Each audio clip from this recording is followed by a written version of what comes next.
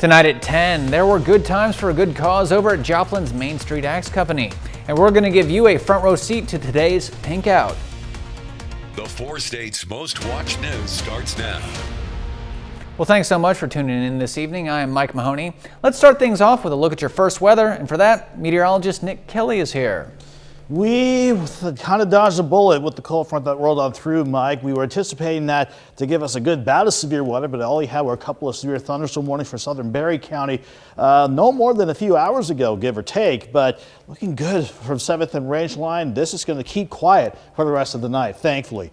But before the front rolled on through, not much of a warm up in temperatures, but a mild 70 to start and kind of warm, 78 degrees at Joplin Regional before that cold front rolled on through. And as it did, you can see how the showers and thunderstorms, a very thin line, but a potent line, fired up as it passed on through. Fortunately for us, the front's well to the east of us now. Unfortunately for areas around St. Louis, southern Illinois, and the boot heel of Missouri, they're going to have to deal with a rough night as the severe threat over there continues. But behind the front, we've been seeing temperatures drop back into the 50s already, but we're not done dropping off just yet. It's going to be a cool start with maybe a little cloud cover in the morning, but still we'll drop temperatures back to 46 to start the day out. Fortunately, Mike, no threatening weather tomorrow, but quite a bit cooler with highs near 61. I do have additional rain chances in the forecast, so we'll break that down for you here in a bit.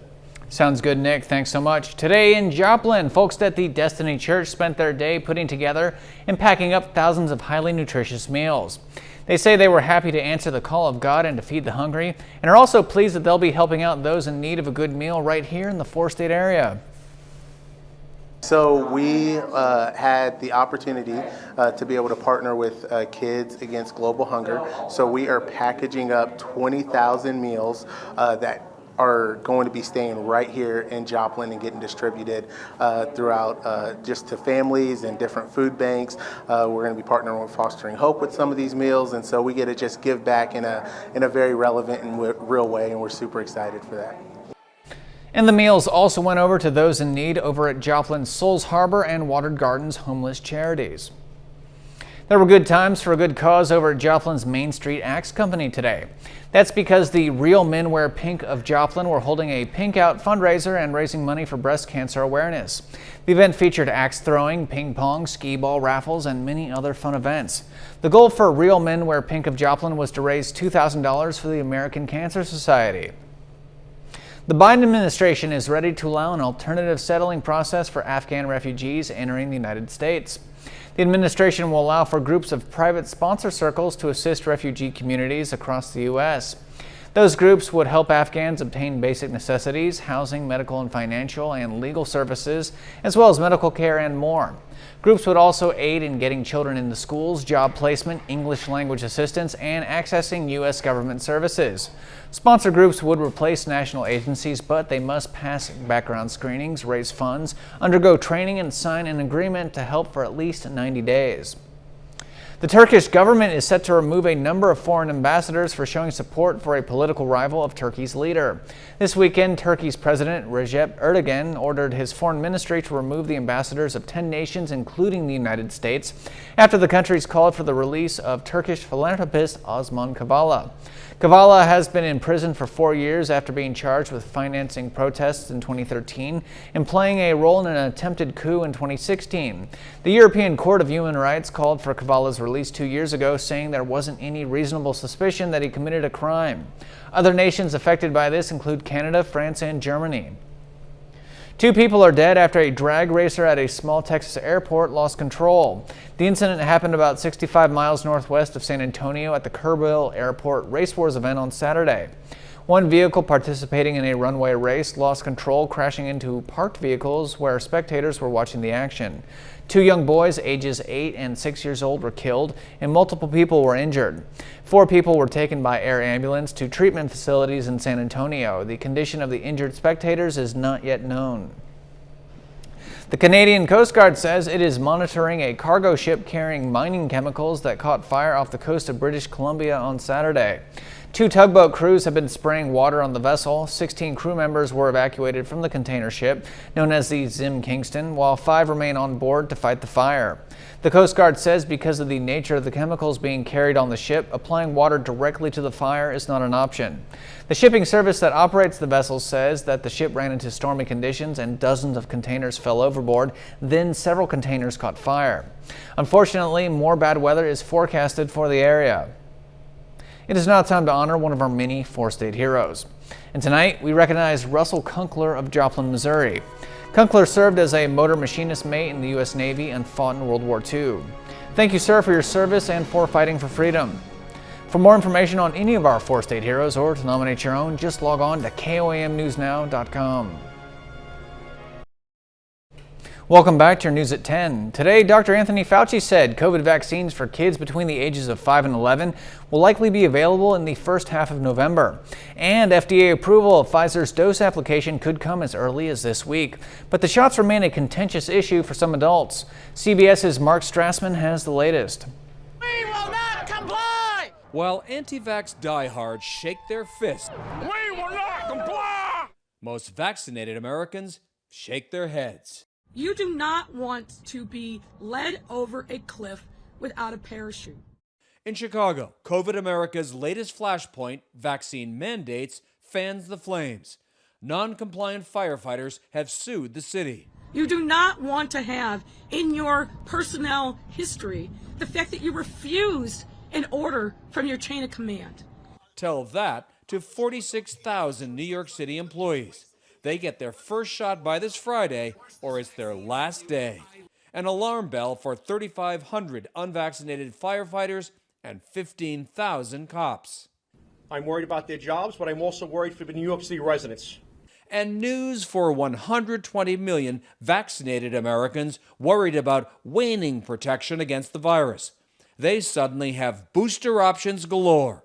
Pick from all 3 approved vaccines. FDA's authorizations and CDC's recommendations now allow for this type of mix and match. Here's who's eligible for a booster. For Moderna and Pfizer recipients after 6 months, adults over 65, and adults 18 and older with underlying medical issues or living and working in high-risk situations. With J&J, it's simpler. Anyone 18 and older at least 2 months after the first shot. For all 3 vaccines, this is perfectly fine. For now, these mandates do not include getting a booster. If you want one, the CDC says bring your vaccination card and you can go to any vaccine location. Amid a spike in coronavirus cases, Austria is considering extreme measures. Austrian Prime Minister Alexander Schallenberg says he is considering imposing new lockdown restrictions for citizens who are not vaccinated against COVID-19.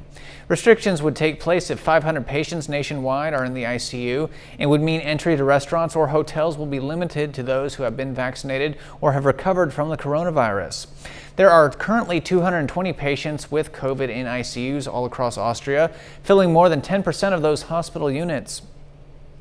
When we come back from the break, everybody, we'll break down the nice few quiet days that we have behind our cold front, but I am tracking our next storm system out west. We'll spell it all out in the full forecast when we come back.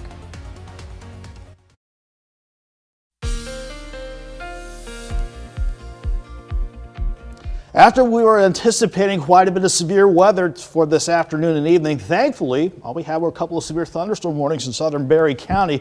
Other than that, it's been quite a warm day before the cold front swept on through. At least we're all behind the cold front now with this last look from Indigo Sky Casino and Resort. Thankfully, this has been relatively quiet ever since the cold front passed on throughout the course of the late night hours.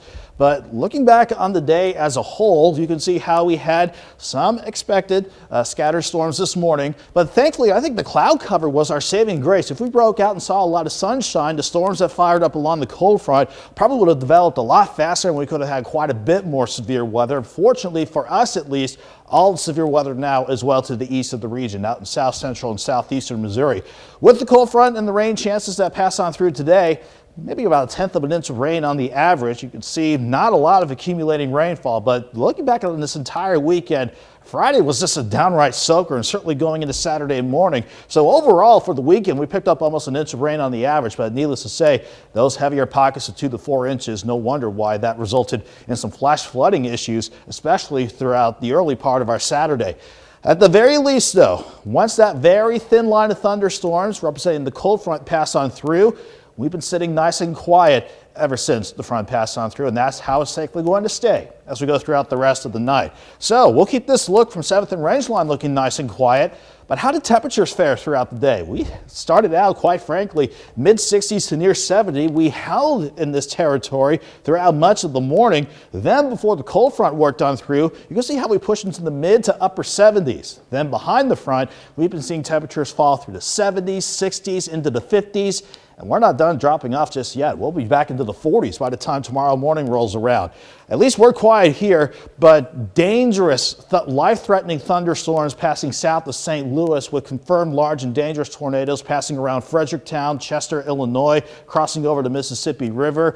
Hopefully everyone's okay out there. We'll see what those storms did when the survey crews out of the Weather Service in St. Louis go to survey that tomorrow. But back in here, we're quiet again behind the cold front. We stay quiet for a few days before that next cold front and next upper level wave out west starts to head our way. Before it can get here, though, look at this vast nothingness. That will be the main weather story for the next few days. So let's break down your forecast for the rest of tonight.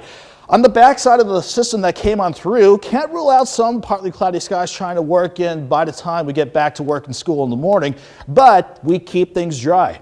Noticeably cooler with lows around 46 degrees. Looking throughout the rest of the day, any partly sunny skies we had to start the day will turn mostly sunny, and that will at least get us to 55 by noon, then pushing afternoon highs around Joplin and much of the area right around 61. So we look okay to start the work week and school week out. We keep it quiet for Tuesday. Then here comes our next storm system with our best shot for rain and storms this week looking likely on Wednesday. Then, depending on how fast the system clears out, we'll hold on to some rain chances with the backside of the system Thursday and Friday. But thankfully, next weekend looking a lot better, especially by Halloween, believe it or not, approaching on Sunday. 61 tomorrow, 72 Tuesday, 65 on your Wednesday, then upper 50s to near 60 with that next storm system passing through, but will dry out thankfully just in time for the weekend and Halloween with highs in the lower to middle 60s.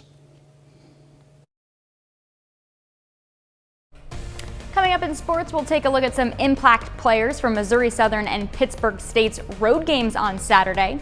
Plus, Kansas City looks to build on last week's win over Washington. That and a whole lot more next.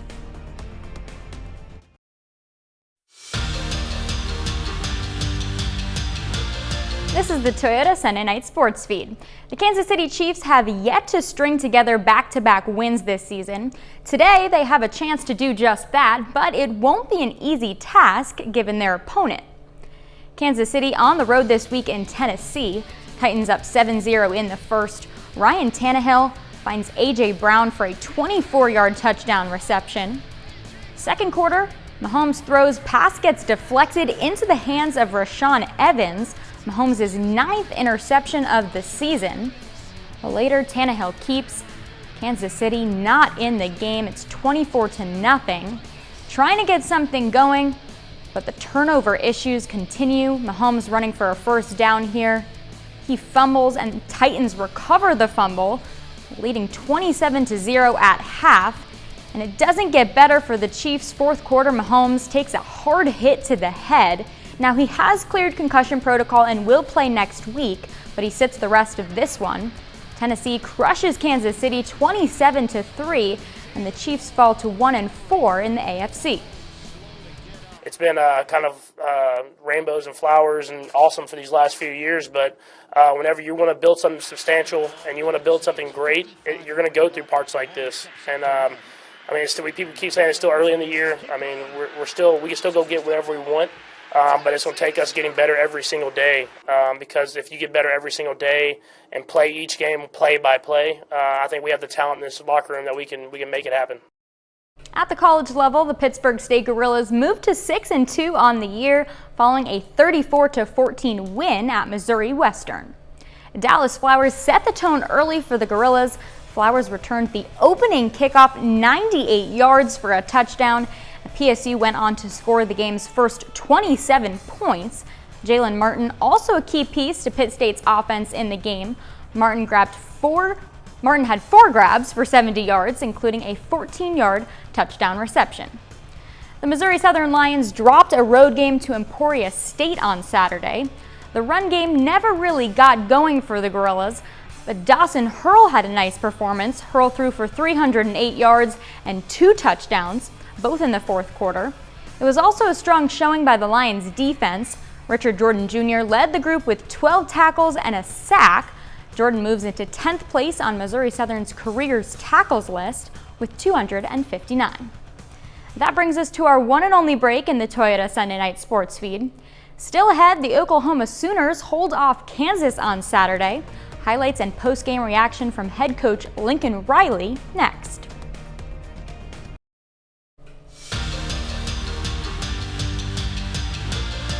Welcome back to the Toyota Sunday Night Sports Feed. In Division I college football, undefeated Oklahoma picks up a wild win on the road against Kansas. Kansas shocking Oklahoma with a 10-0 lead at half. Extending that lead here, 4th and goal, Devin Neal picks up 1 yard for the score. That makes it 17-7. Fourth quarter, here come the Sooners. Kennedy Brooks gets in the end zone, and Oklahoma takes their first lead of the game. Now with the ball back, Williams gets the crucial first down and a whole lot more, 40 yards for the touchdown. Next possession for Kansas, Jason Bean connects with Luke Grimm. It's 28-23 Sooners at that point. Now faced with another 4th down here, Brooks gets jammed. That's okay though, Williams just takes it from his hands, picks up the first down. They go on to score on that drive. Check this out again. Oklahoma overcomes a slow start, topping Kansas 35-23. So much of this is our doing, and the toughest opponent that we got right now is ourselves, and we beat ourselves too much. It's frustrating for us of how much we put ourselves, I think, in position, especially not playing our best early in games where we have to finish. We're tired of being close. We got to push it over the edge, and this is obviously we're getting here, back half of the season. This is the time we got to do it. Oklahoma State also on the road facing Big 12 opponent Iowa State. Tie game in the second. Spencer Sanders hauls one towards the end zone in double coverage. Brennan Presley makes the catch. 42-yard score, his second touchdown of the day. To the fourth, Sanders fires to Tay Martin. Another great catch and a great day for Sanders, 21-17 Cowboys. And same score here. Breece Hall gets in from 4 yards out for the Iowa lead.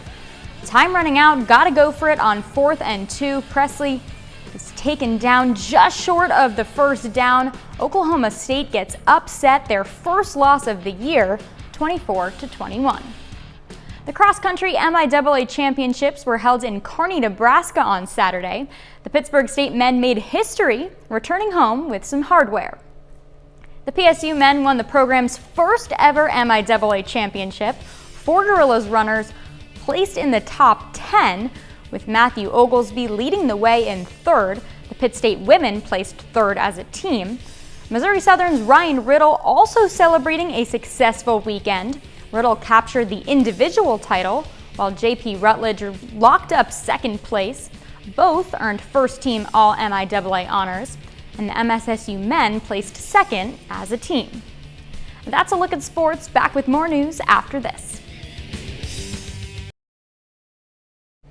Welcome back to your news at 10. A group of around 150 cyclists set off on the first leg of a planned ride from London to Glasgow, Scotland today to raise awareness for climate change. The event was called Ride the Change. Cyclists are planning to cover 475 miles within 7.5 days. They want to get to Glasgow for the beginning of the UN's climate conference scheduled for next Sunday, October 31st.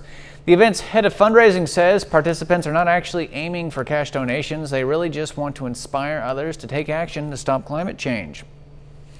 The ancient and the ultra-modern have come together at the top of Egypt's Giza Plateau. A robotic artist named Ada is exhibiting her sculpture against the backdrop of the pyramids. The realistic-looking robot is draped in a patterned orange dress and a silk green scarf. This is believed to be the world's first robot with artificial intelligence to create art similar to what people can create. The machine uses multiple algorithms, metal arms, and cameras in her eyes to paint the world she sees around her. The robot has even created a sculpture based on the riddle of the Sphinx. More than 1,000 sheep and goats streamed through the streets of Madrid today. It was all part of the traditional Spanish festival of Transhumans, which was canceled last year due to the COVID-19 pandemic. The festival, first held in 1994, is a traditional event during which the farm animals clog the main roads, forcing traffic to be diverted. Organizers say the practice of moving livestock from one grazing ground to another, along with extensive livestock farming, are tools for conserving biodiversity and fighting climate change. The festival is also partly a protest aiming to call on authorities to protect Spain's 78,000 miles of paths that are used for the seasonal movement of livestock between different grazing grounds around the country. All right, here's a great story to end the show on. Check out this big shot made by a Tulsa native over at tonight's Oklahoma City Thunder game. Connor O'Malley of Tulsa is now $20,000 richer because he nailed a half-court shot over at the Paycom Center. Looks like he also got a hug from Rumble, the mascot. That's a pretty good payday. He is going to remember that day for the rest of his life. I bet. I'm going to be honest, a little bit jealous, but good for that guy. Yeah, but at least we could be jealous that we're probably going to have some nice weather after we had to deal with a bit of a severe threat earlier this evening. But it's going to turn chilly, quite chilly overnight with lows back in the mid-40s. We'll bounce back to 61 tomorrow with mostly sunny skies. We'll keep quiet for Tuesday as well, Mike, before our next storm system really wants to ramp up rain chances again by Wednesday. Fortunately, nothing on Wednesday or when the next system looks severe, but it's something we'll watch. You know what? It seems like it was just yesterday I was complaining about the late summer heat, and looks like I got my wish. Fall is definitely here. Yeah, temperatures look pretty good. All right. Hey, Chris Warner should be back next weekend. Have a good night.